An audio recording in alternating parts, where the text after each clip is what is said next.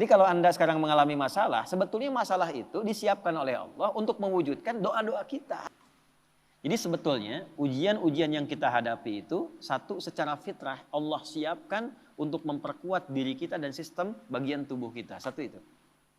Yang kedua, ujian hidup itu sebetulnya mengantarkan kepada setiap harapan dan kesuksesan yang ingin kita raih.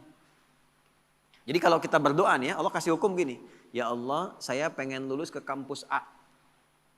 Bagaimana jalan ke sana? Nah, itu sistemnya ada ujian khusus tuh. Ini yang dipelajari. Kamu tingkatkan belajarnya begini, ya, spend waktunya seperti ini, atur waktunya begini, yang dipelajari begini, mekanismenya diberikan instrumennya kepada kita. Otaknya dikasih, jalannya dikasih, pikirannya dikasih, hidup semua itu. Jadi kalau cuman pengen lulus tapi nggak ikut sistem ini, nggak akan masuk. Salah ya? Nanti sama semuanya. Yang pengen pintar ada jalannya, yang pengen kerja ada, yang pengen sukses ada. Dibuat sistem seperti itu sehingga sibgoh kehidupan dunia kita untuk tatanan kehidupan ini semua hidup.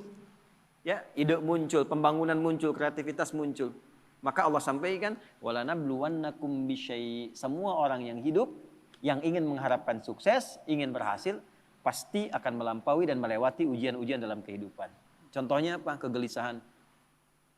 Ju', rasa lapar. Bisa diartikan aset yang berkurang. Ya, naik turun dalam kehidupan. Kemudian naqsi minan amwal, yang tadinya naik, matang, turun. Ya, satu supaya kemampuan potensi kita itu hidup lagi.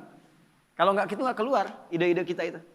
Nggak keluar kemampuan kita. Makanya uniknya perusahaan-perusahaan hebat kadang-kadang bikin studi, bikin masalah. Kadang-kadang bikin masalah dulu nyelesain sendiri. Supaya apa? Muncul ide baru. Ciptakan itu supaya semua potensi kita keluar.